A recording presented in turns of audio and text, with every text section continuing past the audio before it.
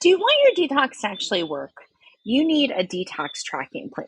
So, patients that actually use symptom logs and test data actually achieve twice as much results.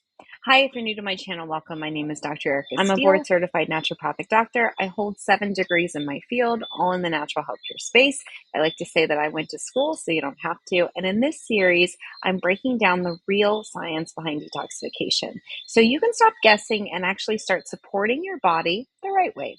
So here's how to make your detox plan actually work by tracking and tweaking. So start with a daily log. So choose 1 or 2 things to track, like your mood, your energy, your bowel movement, skin, cravings, urine pH, or even your bowel transit time. Those are all things you can do really at home without any additional support. So look for patterns.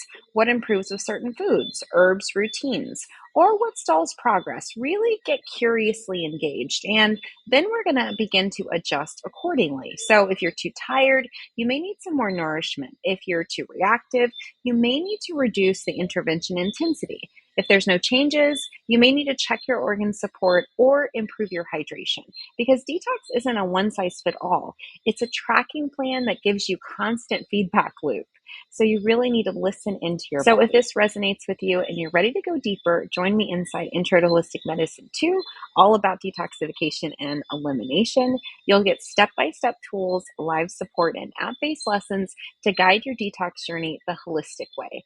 And so tap the link in the bio to learn more. Also, right now we have a BOGO where if you haven't taken Intro to Holistic Medicine 1, we are adding that in because it's so critical that you have your nutrients not deficient. Instead, you want to make sure that you're starting off with your strong foundational health.